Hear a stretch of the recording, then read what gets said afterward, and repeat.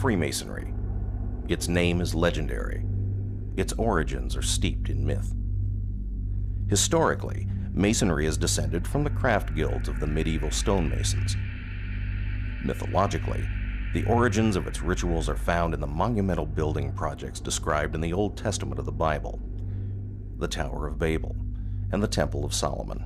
When a man joins a Masonic lodge, like the ancient craft guilds of old, he first becomes an entered apprentice, then a fellow craft, and finally a master mason.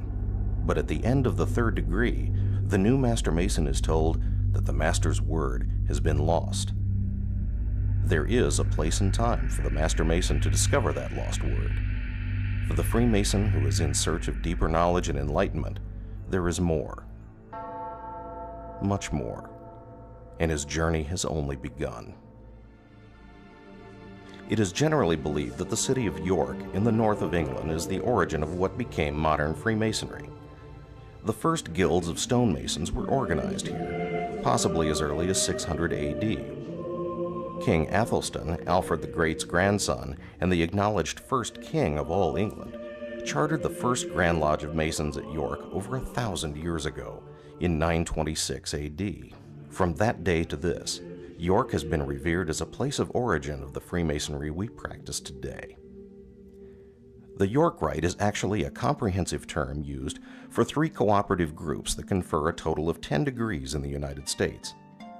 There are 4 Royal Arch degrees, 3 Cryptic Mason degrees, and 3 Christian Chivalric orders, culminating in the Knights Templar order. The degrees and orders making up the York Rite are considered concordant to the first 3 Masonic degrees, meaning they confer additional ceremonies that enlarge and expand on the first 3 lodge degrees. They're not considered higher in rank or importance than the Master Mason degree, and not every Mason goes on to take these degrees. Think of them more as continuing your Masonic education. They are additional steps on the path to Masonic light.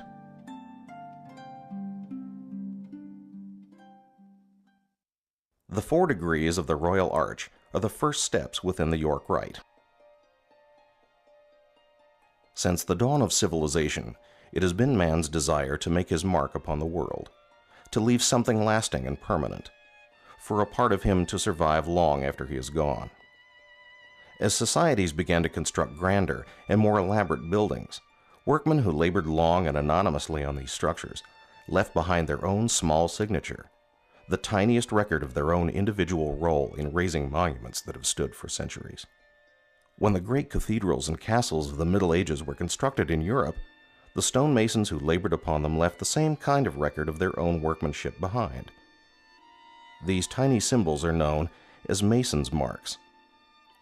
This is a part of the first York Rite degree, the Mark Master, and it concerns the workman building King Solomon's temple. The degree of Mark Master teaches the candidate the value of workmanship, honesty, and charity. Like the old stonemasons, every modern Mark Master devises his own individual Mason's mark that each chapter keeps on file in a book of marks. The Mark Master degree is followed by the Past Master and Most Excellent Master degrees. The culmination of Royal Arch Masonry is the Royal Arch degree. Not long after the building of King Solomon's temple, Jerusalem fell into chaos. The people turned away from their ancient faith, and pagans and invaders destroyed the magnificent temple. The people of Jerusalem were taken out of Israel to Babylon, where they suffered years of captivity. When they at last returned to their city, the rubble of the old temple was cleared away, and a new one was erected on the same site. The story of the Royal Arch degree occurs after the destruction of Solomon's temple, beginning with the discovery of a hidden crypt under the ruins and the search for secrets that had been lost to mankind. The Royal Arch Mason at last discovers the Master Mason's word and where it was placed after the death of our Grand Master Hiram Abiff. The principal symbol of the Royal Arch is the keystone, the stone that is placed in the middle of an arch for strength and stability. In England, where this degree originated, it is considered to be the conclusion of the Master Mason degree, and many lodges around the world do not consider a man's entrance into Freemasonry complete until he has received the Royal Arch degree.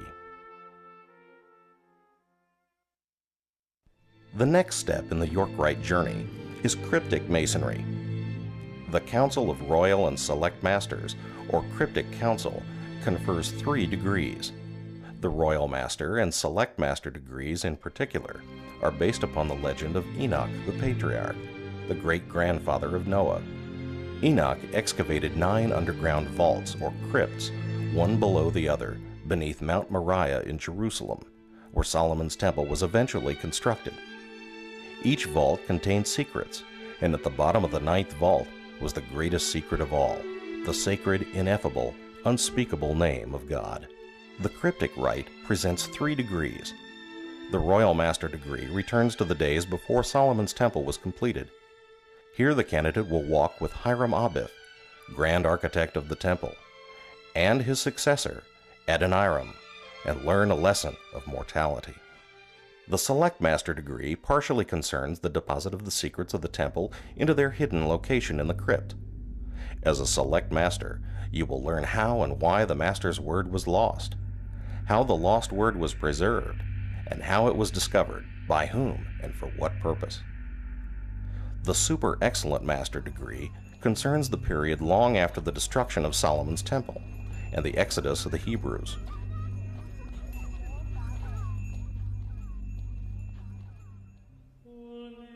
In 1118, the King of Jerusalem, Baldwin II, organized the Poor Fellow Soldiers of Christ and the Temple of Solomon to protect the Christian pilgrims throughout the Holy Land.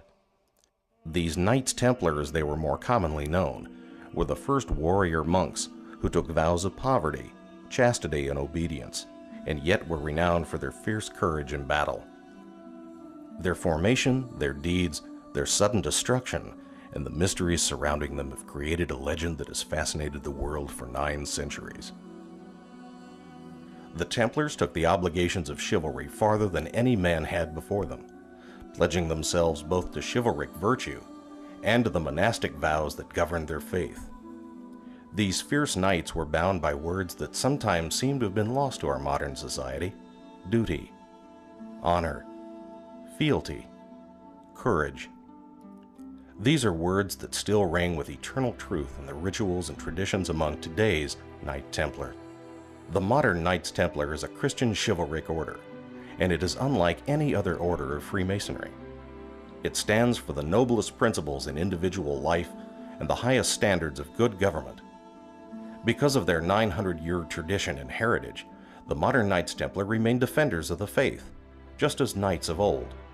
And it is the only branch of Freemasonry that requires a Mason to be a Christian, or to agree to defend the Christian faith. In keeping with the methods of chivalry, the Knights Templar do not confer degrees. Rather, the steps in the Templar commandery are called orders. The modern candidate is first made a Knight of the Red Cross, then a Knight of Malta, and finally dubbed a Knight Templar. Most Masons who have experienced them regard the Knight Templar order as the most personally affecting of all the rituals in Freemasonry, and it draws on centuries of ceremony and mysterious symbolism.